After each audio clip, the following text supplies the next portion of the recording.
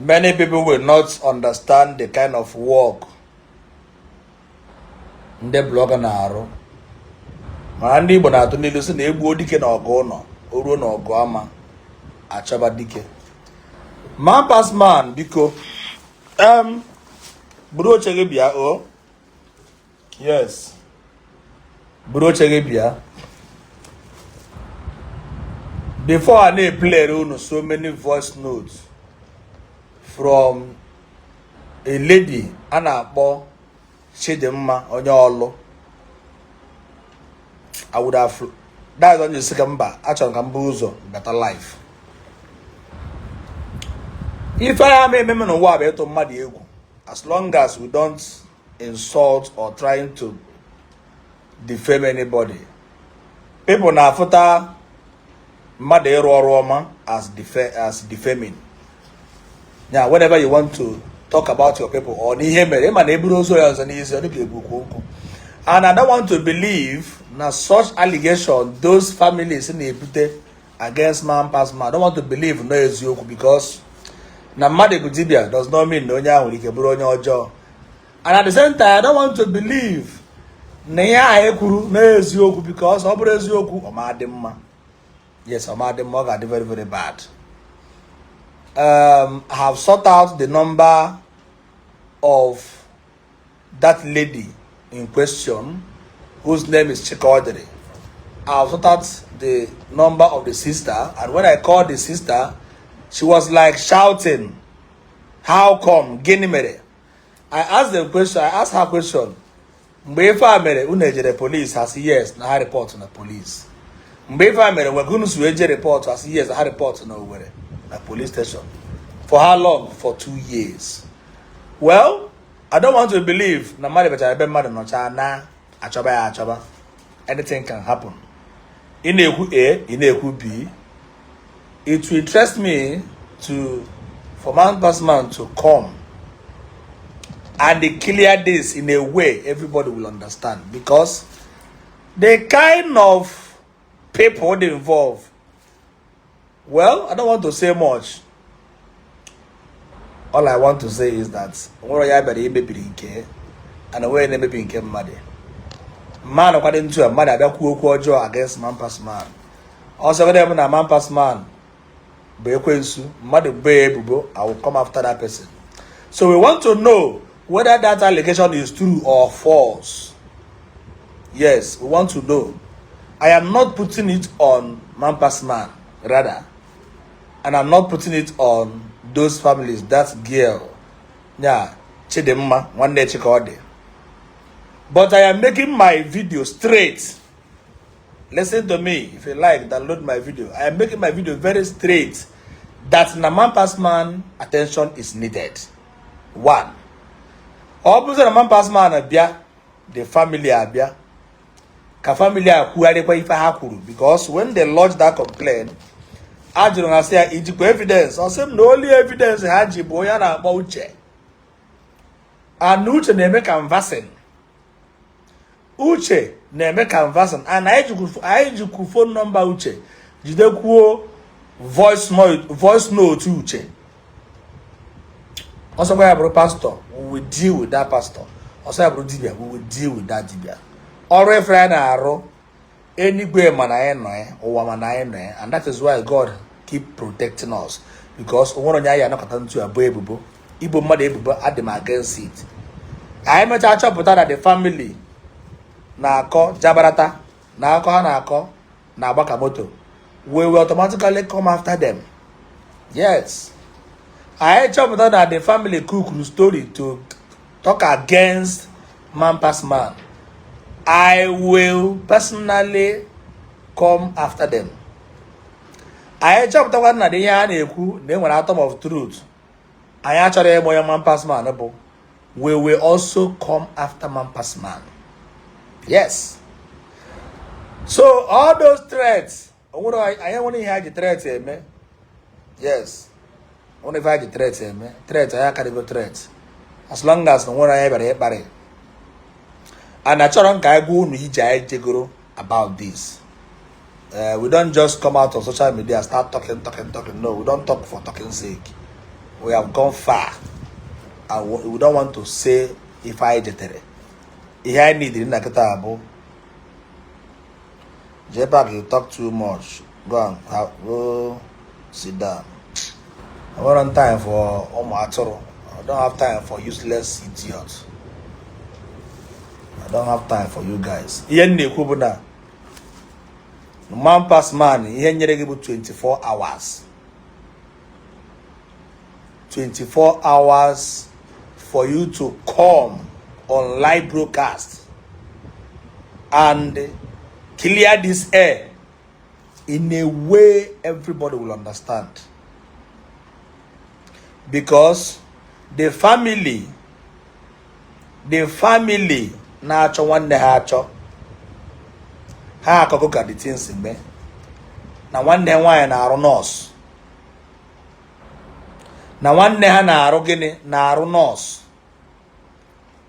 dị ụtọ na ọ na-eme ihe omenala o wee jee ịrụ ọrụ mmiri onye a na-akpọ Uche which ọgbajuo dịrịkọta were nọmba Uche tụọ na online but we want to do our work very professional. Achọghị m ịtụ nọmba Uche online. Achọkwadị m ịtụ nọmba Man Pass Man online. And achọkwadị m ịtụ nọmba The Girl online. Anyị ga na-esogodie wayọrị. Na the person bụ Uche na-arụ ọrụ canvassing. Gịnị bụ canvassing?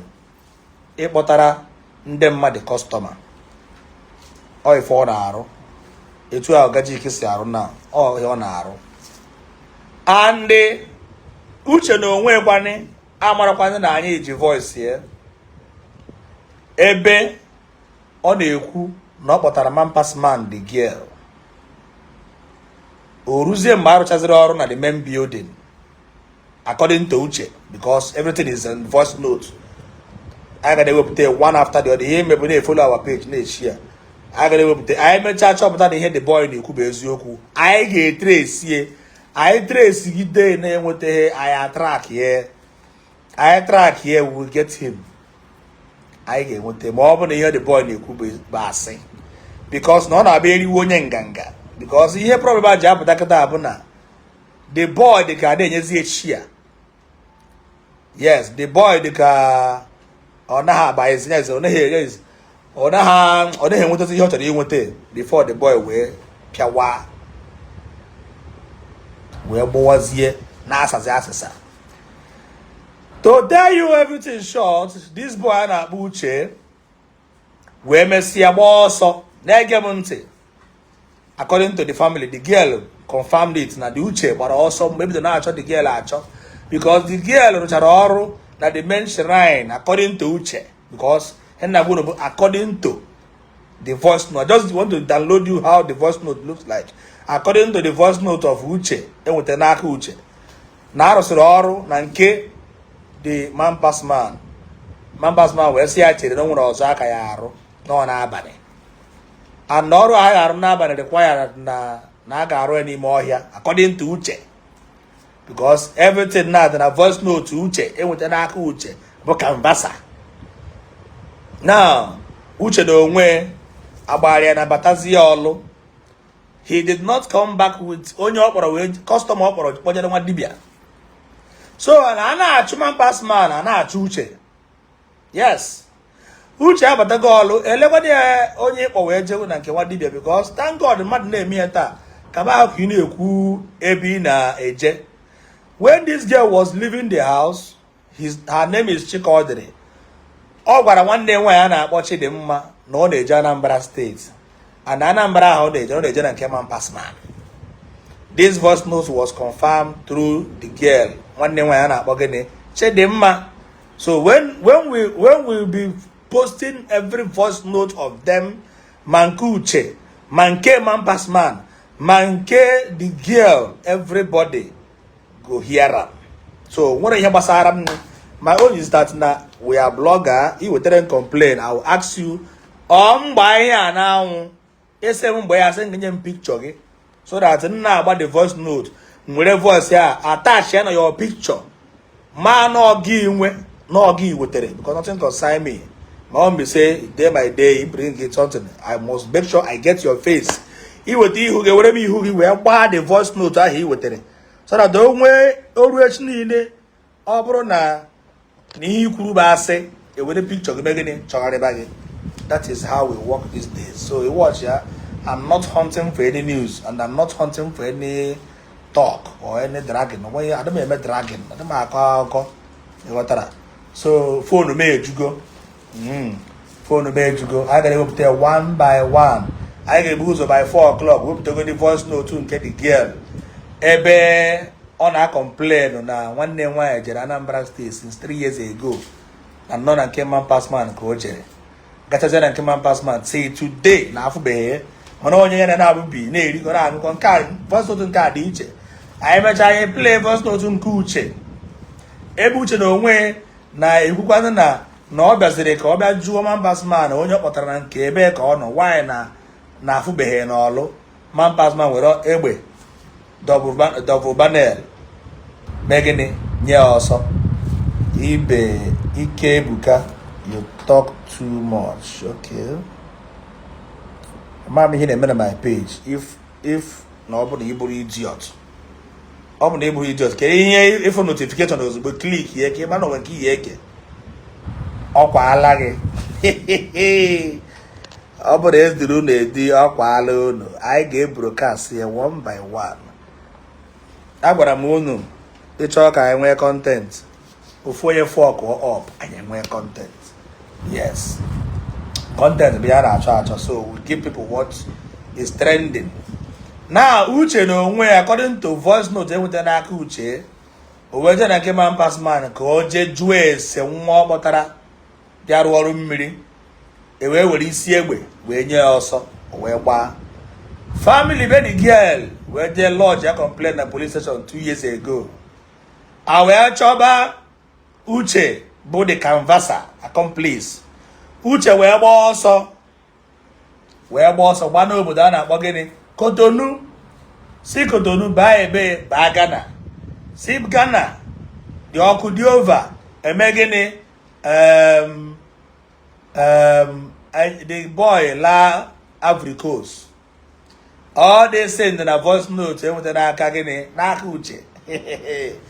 Ịma na a na-enye this information a na-broadcast this news ọ ga na-ewe some people iwe because ọ bụrụ nwanne gị nwaanyị ka a na-achọ. Ọ bụrụ na nwanne gị nwaanyị you will come out full force. So biko ọ bụrụ na ị mara whereabouts of that girl or na ịma onye bụ the girl or na ifunugo the girl or na ịma onye ọ bụ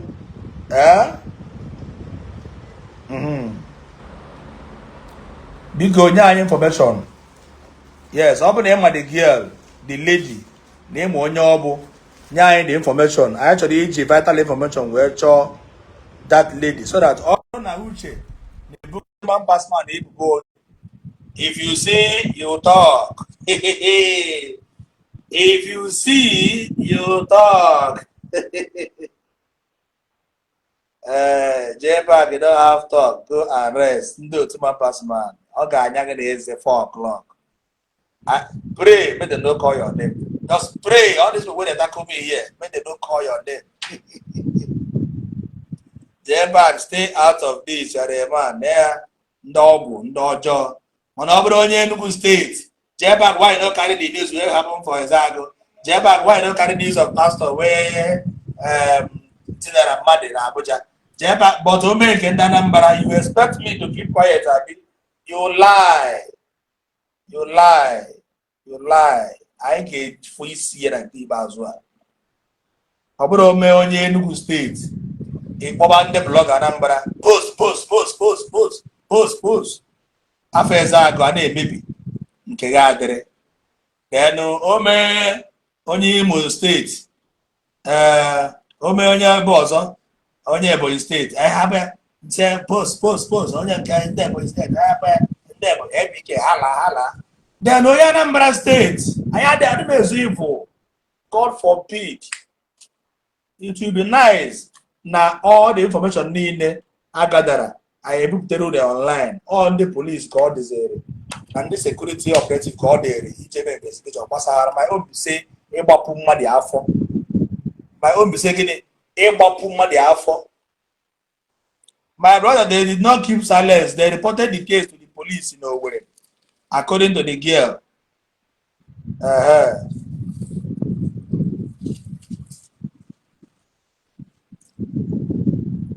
girl could have lot to go to ten no where I chocolate the girl try her try half of her till today after them one out of it since today one brought an if and on apple whoever they I chọrọ ịmụ ya na uche. I will post the picture of Chika Odere. Sorry, picture of Chidimma Onyolu. And everything in the brand. Oyabana Madi, Oya Nigeria na Chidimma should come on my live broadcast. Koku Haripunya Hokuru. Or when probably we will invite her to Oka of the office in Udogash. Yes. Then I will be in the comment section. Relax. Time shall come when you say, Jepa, God bless you for this good work. Oh, because nobody made them I come. I'm going to win better I come. Oh, but I had a body, I had a woman pass my neighbor Boga. And Bruno, because now, baby, that again, of course, not possible. And again, we can tell Charles Mary, see about Nadi, Joanna again, you will say about flow.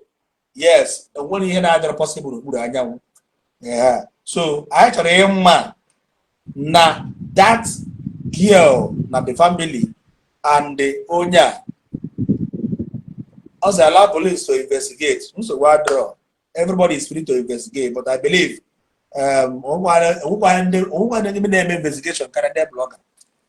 I'm not allowed the police to investigate. The matter by now, you don't know this what they talk now. If I did the mama so all money police, money government, police. So give yourself whatever whereabouts of that girl. You are free to do what? To voice it out. I'm only nature that defaming of character and each of the hate. I actually am one of those boys. That boy, Yana Buche. But I don't get to go the contact here. Bo Chidimma one day the girl and a church. Oh, no, they boy, one boga. We want to know because method that I begin Igbo method that I call on Ogarayabra Bogara, Mario Wu, carry method. Yes, carry method. So actually, Emma Kebezu, I don't have anything to say much. Rather than the one uncle. By 4 o'clock, I will post conversation of the girl. I just called her on phone. I just called the girl on phone, and the girl Amaro Nyambo. And funny enough, the intelligence of JPAC appear. It was Guardian JPAC, International FBI. It was CID. Every mother Minister of Information. It was every mother was CID, Criminal Investigation Department. I try you won't take the time, won't take your supposed. Whether we have your number, I would have your number. So the girl never know what is about to happen. By 3-4 o'clock, we post. I call the girl and the girl conversation. I'm not doing any confirm what he confirm, which you guys will help me and confirm too. Then after that, we will post Oyana Uche. Because that's going to come matter na the girl and Oyana Uche. First and foremost, God even na man knock at the put the one particular story on Facebook. Put there online frame just to bring his fellow man down. So we first of all get Chidimma, and Chidimma confirmed Oyana Uche. Confirm one day why came and pass months since last few years. Confirm one no that day only today can confirm one that na the police lay complain na chokane because the girl they came from poor family. So after that, we will now confirm. You will now confirm exactly the same thing I'm saying. Na okay, the boy and a Uche because Mbruzo post will Uche. Okay, I na much I name. So I have good for us to come online now. I am the Uche. Are you sure? If you are the Uche, come online. I am the Uche. Are you sure of what you are saying? I understand. Send your request. I am the Uche. If you are the Uche, please come online. Just send me request. A man or boy. If you are the Uche, send me request. I'll say I am the Uche.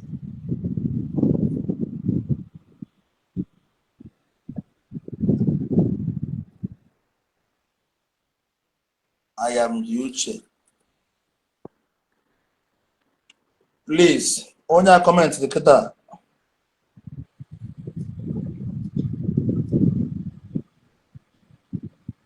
Yes, only na Uche kata. Please send the wrong request if you are truly Uche. He does not catch a cruise because now I'm na. Please, only na Uche. Please, bagote. I don't like each other, mad. Because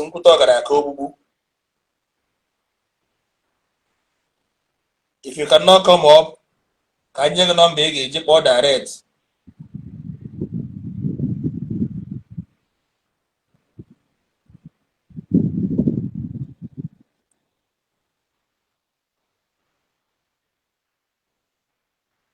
I know you will not back down when the native doctor offer you 15 million. Yeah, the native doctor wants to 10 million in account. Uche, come up on live video now. You said you are Uche. They catch a cruise. If you are Uche, come up and tell us you are the Uche. Because now we gave the good babu. They catch a cruise. Or number 09024911001. Sorry, not that one. No, don't call that one.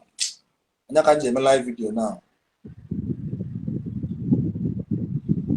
Just send me request. Send the request if you are the Uche.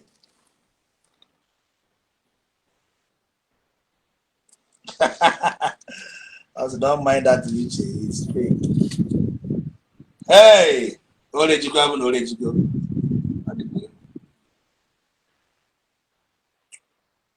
Another pastor in Abuja. They pass obere nwa iko. Another one the banana. Yes, it can be a Jesse. J-Bag, what is the occupation? Occupation of easy was your man. What is my occupation? But you never care to ask your pastor. You didn't go there for the living. So in with a mouth, what is my occupation? Maybe your pastor will kill about occupation, man.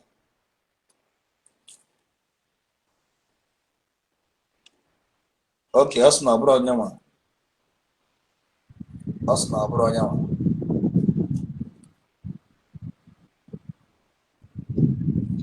Okay, first and foremost, can you just double this small one? Yeah, na abali ikwe gbara aka.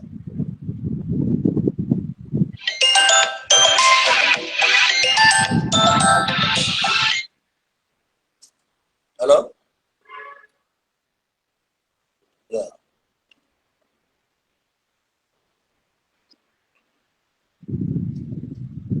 Yes.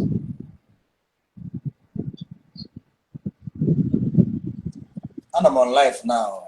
And I'm on live. Maybe if I'm through with my program. Yeah.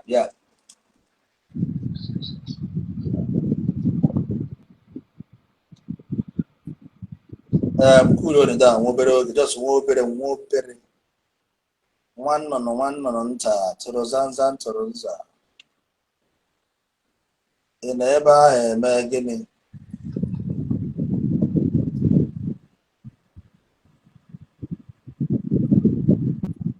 Yes, we are doing that.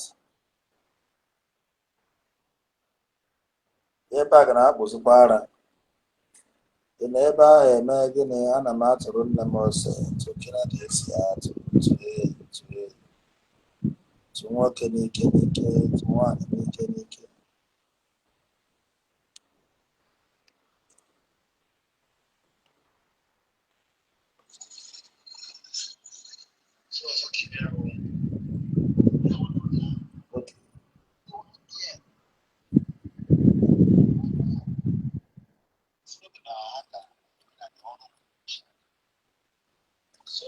So I gotta go this very one now. So keep your one of that. It was one girl, Mpotara. Titudana wagana choda girl acho. So about the girl that na not roka anone yoro. The girl agwe na otroka anone yoro. Na enwere ihe na aga aga. So gwazie the girl that na emeno na ya ga anone yoro. But no need to go because no na enwe ndị a ga-emere ya now. But na ihe ọ ga-emere ya na ya gwụkwala anybody na because no I need to go anybody about it. So me the girl pụtara. Juiciest the girl si ya na nne afa ka ihe gị lapụta because mgbe ọ chọrọ ịgwa the girl kwa agwa m si m eze ego na m chere because ihe ji mara m eze ego agwa m si m na nchere aside ka ya la the girl kwa na m don't worry nsi oke no wahala no shake pụọ not knowing that na obubu ka achịrị igbu the girl mụ ama the first mama pass man for with this girl ọgwa the girl si abịa meet ya ebe ọ si abịa meet ya I don't know na ga-arụ ya ọrụ mmiri na ga-akpọrọ ya gaa n'ahịa ọhịa ebe a ga-arụ ya ọrụ mmiri the girl agwa m na ya agwakwala mmadụ na ihe awa ọrụ spiritual work na anaghị agwa ya mmadụ ihu na anaghị agwa ya mmadụ na ọ ga-anọ between ya nwa ọsọ okay so the girl after the Juiciest ya nne afa ka ihe mere nụ why is this thing like this ịghọtara so I saw him that na ka ihe mere ijizi na-feel uncomfortable I saw him that na ọ na-achị ikwu okwu si agwa m na onye a onye nke m enweghị ihe gwara m ga-emebi ọrụ gị that it is what came out from my mouth I never knew that you know I said well na asị na a ga-arụ ya ọrụ mmiri bet na a ga-akpọ ya aka na asị agwakwala anybody be you who na n'ọya lia na anụ ga-agwa aga na amahụ na always spiritual work need to hear anybody yeah ọgwa m si it's a normal thing na ọ sị m na ndishon si yes na yes no one mmiri na because mụ ama na a na-akpọ some people ga mmiri as of then the mmiri anọ n'ọhịa eurifite ọkpọrọ yellow ọgaba ọgwa the girl bee shi ọ ga-abịa the girl abịa in the evening time ya naanị ya na the girl kwụ bịa that day so man pass man ọsị m gawa don't worry na the girl mechazie ka ọ lawa si okay move zie so I did at my own greatest surprise was it the girl number around 9 or 10 abalị akpọrọ m around 9 I think so then ka ọ mara ma ọ ga-aga number the girl adịghị aga si ha kedu ihe mere number this girl na-agaga maybe na ha ka na arụkwa ọrụ you understand what I'm saying maybe na ha ka nọ ịma na ọrụ a enwere ka ọ shi adị see 11 o'clock in the night ka mmanụ ka the thing shiri ga at least ka mụ na onwe nkwanụ wee you know calm down so okay ọrụ ya ọgagwa ka mkpọzie the next day number switched off kwa mkpọzie man pass man na phone si na afọ na man pass man ke onye anụ mkpọtalụ gị afọ gịlị ya kezi ọ gapọrọ ọfụma ọ sị m yes na ọ gara ọfụma dị na the girl alawago na ọ lara ada yesterday na ọ kpọghọ m gwa m si mba na number the girl as a matter of fact since that yesterday ọ pụrụ m kpọtara ya there around 8 ebe 9 ka ọ gịnị ka m kpọrọ ya ka number adịghị aga ọ sị m before 9 na the girl alawago si na nọrụziri dị ọrụ ọsịsọ ka otu a ọ sị m yes na ọrụ mmiri na egbughị oge na the girl lawa my brother ruo taa a na-agwa gị ruo today that girl is missing ọ gburu that girl and I am sure of it I can take it to anywhere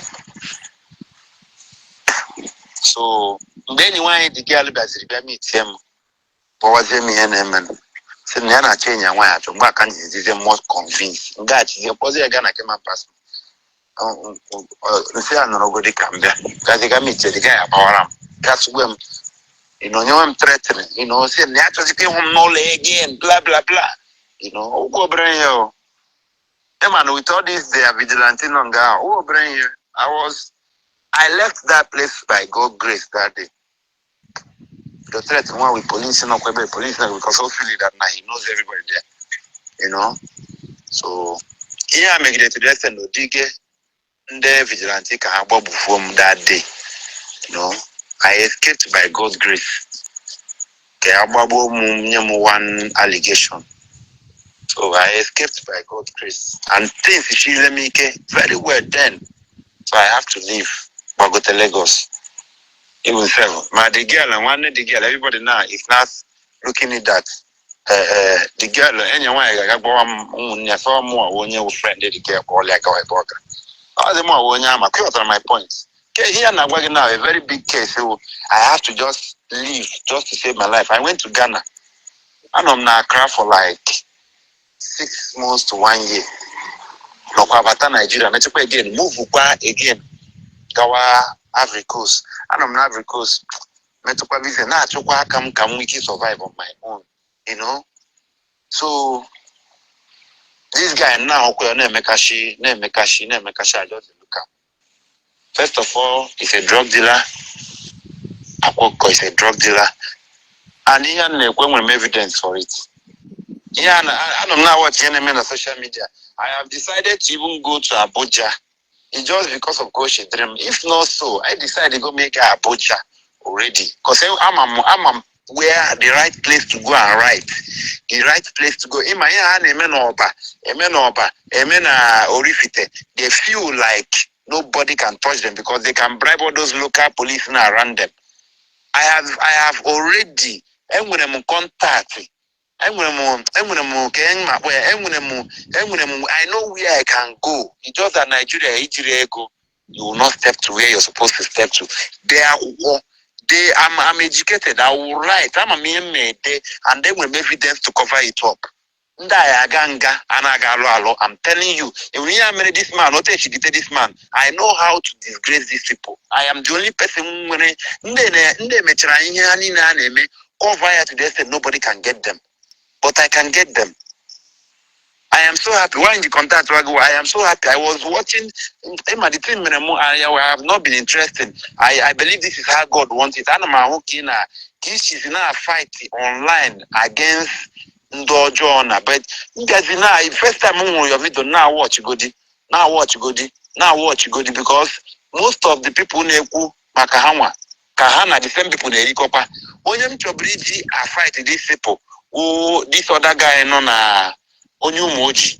Keza this boy achuga sona ke Okongu.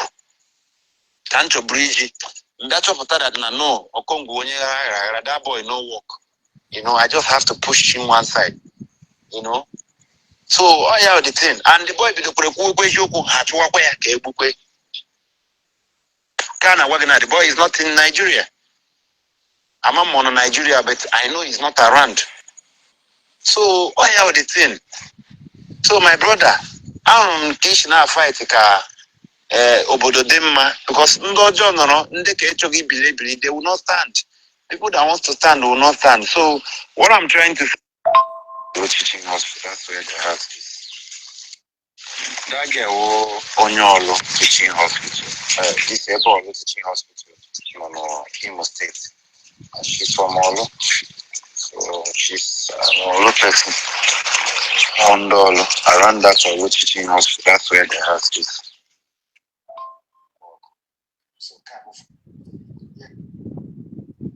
Okay. I'm not laughing for any other thing, please, guys, because this thing doesn't worth laughing. It doesn't worth laughing. I'm just only laughing for the kind of comment I'm seeing here. It doesn't worth laughing. The truth of the matter is that this particular person not under watch. The reason why more videos are coming from other bloggers. The reason why I have decided to come and air this thing because now he have life can they work with. Yes, yeah, somebody's life had a go. And in fact, the truth of the matter, this guy, more personally, I choco this guy. I choco this guy for more than 1 month. I choco this guy. Go ahead and this nonsense comment. Let me just block you immediately. Yeah, but I'm not top row for one comment. They're rubbish. I choco this boy for more than 1 month. Put you in a watch. Ball number. The girl with the legend with the number this switch off. So here remember this video kitabo. Oh yeah, man, the girl and our church and the family pay that girl to all Maraga is saying what this boy are bullshit. Now he made it clear that they hate Mara Bezeko. Or Maraga is what they were about to check. Because the bone of contention here is not even the Mamba's man. Yes. The bone of contention here is that this guy now rock out a lot of those people. This boy I got time made a voice note. I got time. He have forwarded voice note. No, he have forwarded voice notes. Oh, so okay, matter how this voice note is Saga series by series on WhatsApp. It's a forwarded voice note. It's not even direct voice note. He have forwarded voice note from another blogger he was referring to before I went forward to the day we go back. Now this boy I got actually so I now decided to come on live video. This guy and the family that girl and I tried for over 2 years now. Yes, the picture actually going actually go account to any because I'm here so quick only as you videos a cast about the updates maybe they go and yes here the ego. But when here so cool now no beko. Because this boy we are the bomb he got 20 million naira, more 10 million naira, or my bottom according to oh, you can go and expect gain and yes here the ego, or where but I begin Cobazie in your cast Bazia, Kabakazie, Konyo, all man. Now I remember, as I told you, I don't want to believe anything or start putting words on person. The main person the after now, Bokene, this boy. Actually, this boy, Ghana, I to go in every angle. This boy, number with this switch off. My WhatsApp, my direct call, everywhere. This number they switch off. Also, here the mother base echo, and then half able here the half able because the lady confirmed now after the boy buche. So, may post a picture of this.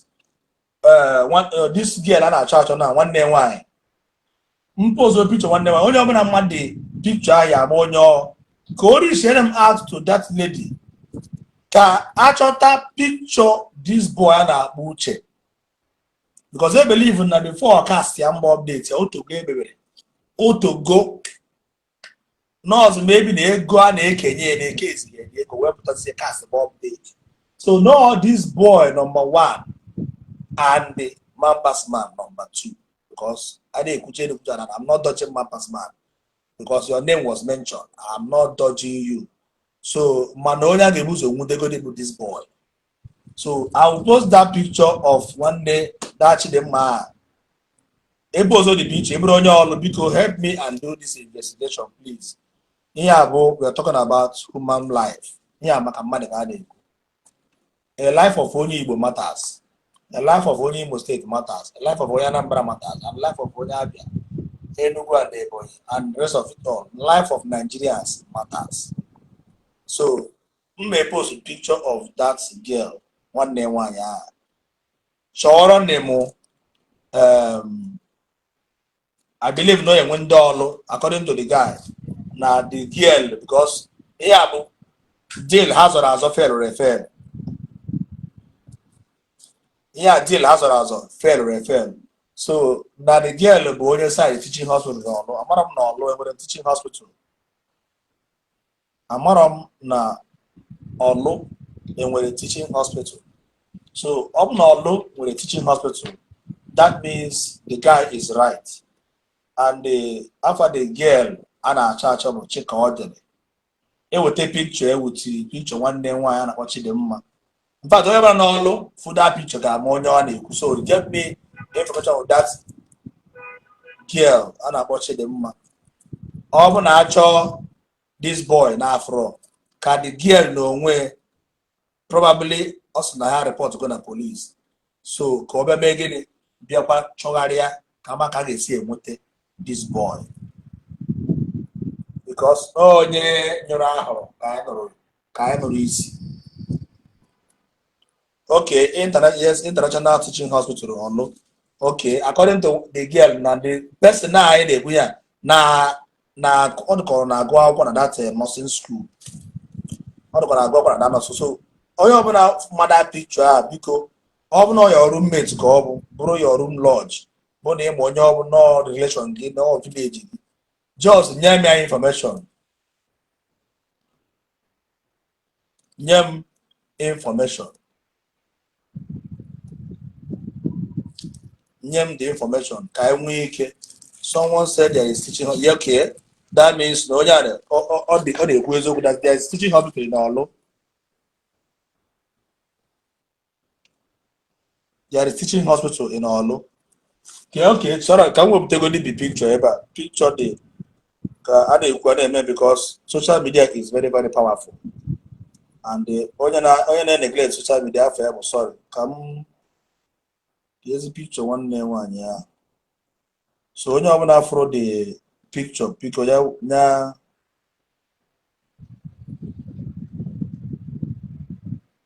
the picture nke onye na-achọ achọ ebe a. Okay, sorry. The picture the girl na nke nwanne na-achọ nwanne nwaanyị achọ. Mechie.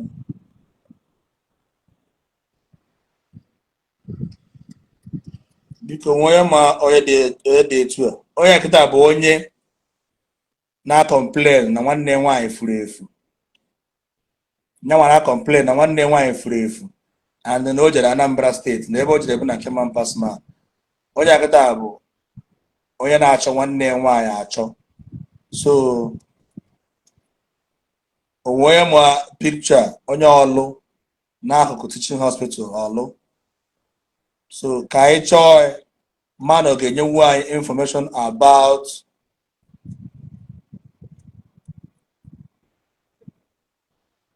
information about Uche. You can't see him well. Let me come close. Oh, nyaka nwanne nwaanyị nyawa na-ekwu na nwanne nwaanyị na-efu efu since 2 years. Biko ịmara onye ọ bụ yarishie out to me immediately. Ka onye gwa anyị information how she know onye a na-akpọ Uche. This is the sister number. This is the picture. This is her sister picture now. Yeah. Oh, and I some drop all her Facebook details. Facebook already drop a came. Yeah, picture.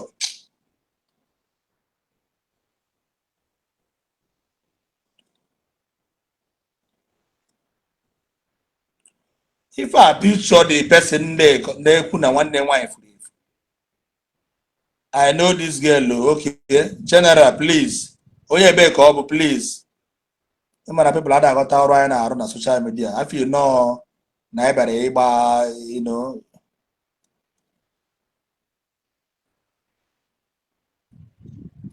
The guy 80 picture 18. All the picture the guy I would don't post them. And I actually picture the guy. I actually picture the guy. So, onye akịta nwere ike inye nwaanyị picture the guy.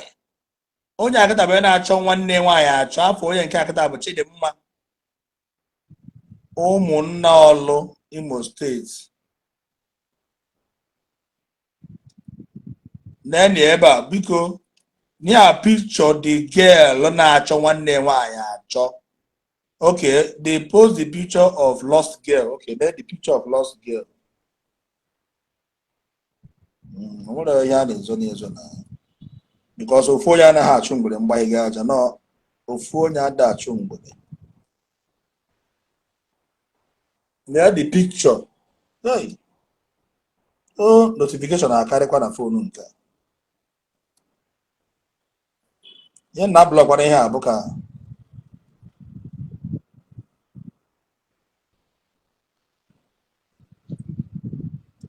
here.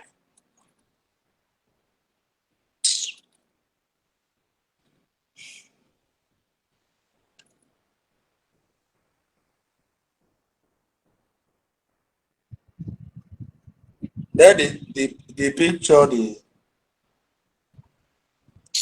now wow.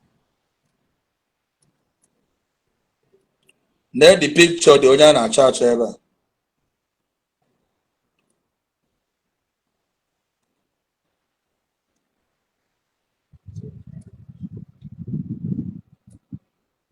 Mmadụ na fue.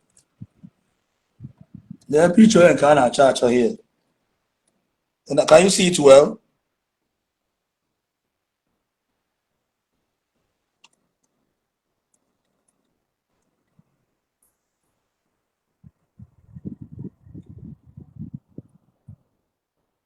Then nke onye na-achọ achọ ebe a.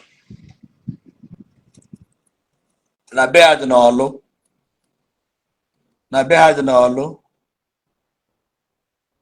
N'Imo State, side teaching hospital.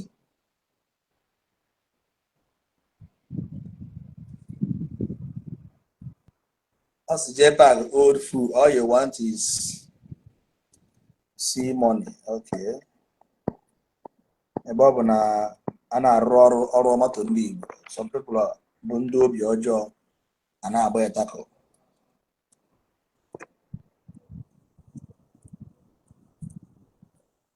Have you seen it?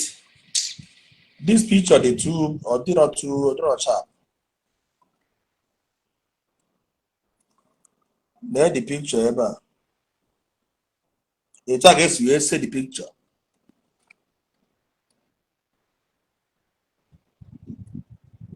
Okay. There the picture ever. Oyan ka na charge. Odina no side the teaching hospital.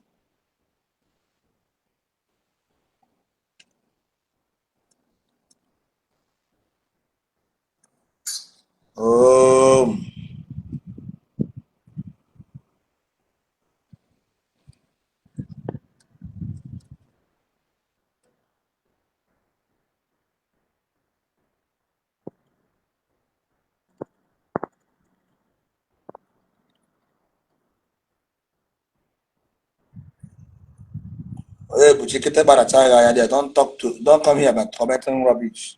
And where were you when we are playing voice notes?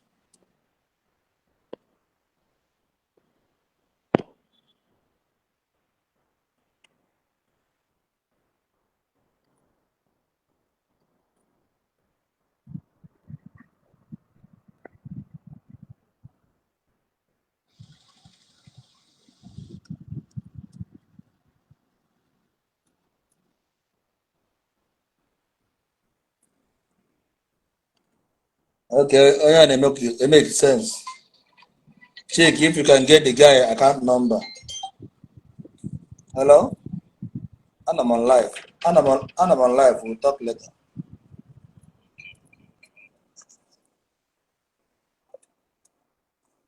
I am blocking them now. I'm blocking the Ihab's agent. I'm blocking them immediately. So Ihab's agent.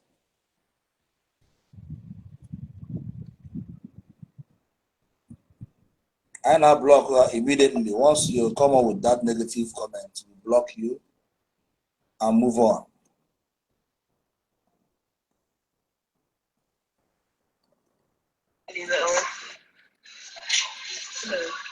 Hello, sir. Inside the really well.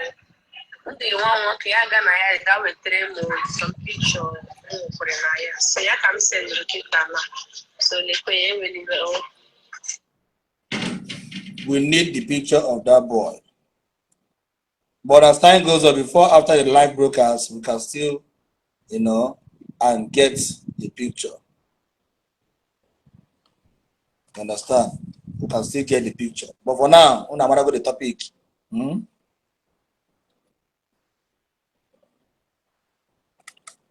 Don't worry. I love this tribe in Ala Igbo. I don't mean because na Maburo Imo State or Ambo Imo State. After all, after about ndị nna agbara ọgụ bụ ndị Imo, ndị Enugu, na ndị Ebonyi. Ịghọtara? So, jee Park Mugu. Okay, ngwa fake account. One day ọgwụ a agwọrọ ya ma o gbughị gị mana ọ bụ mmụọ. This year na-agafe gị ma ọ bụ na ọgwụ ahụ egbughị gị mana ọ bụ mmụọ. Why won't you say rubbish? Because ọ bụrụ nwanne gị nwaanyị. You will say rubbish now because it's not your sister. If it's your sister, you would have no.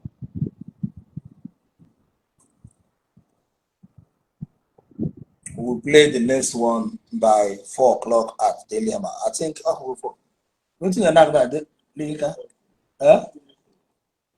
Okay, 3:30.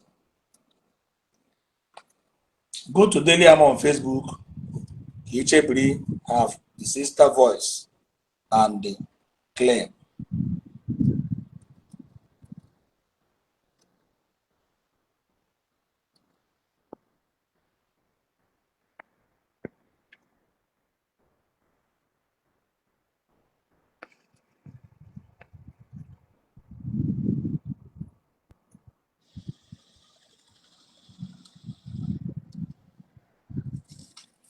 Because that boy is something else. I keep on saying it.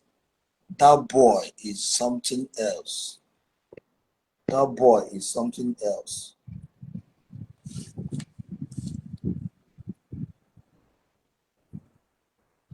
That boy is something else. I'm on your I want them one. So men I don't care.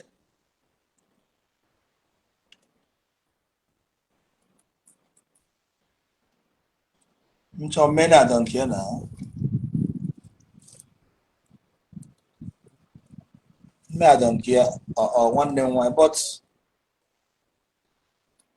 the man don't care or you book or you book or money or money more. I would only have done routine. I can tell you go monato.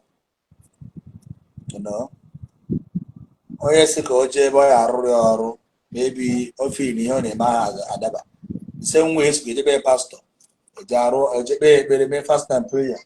You talk about some people believe near here or manana. You know? Hello? Hello? Yeah. No. Yeah. Be up now, you are nature now. Yeah, I'm live video now.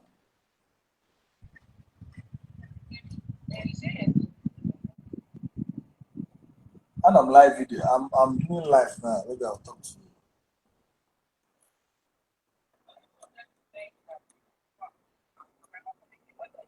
No, no. Okay.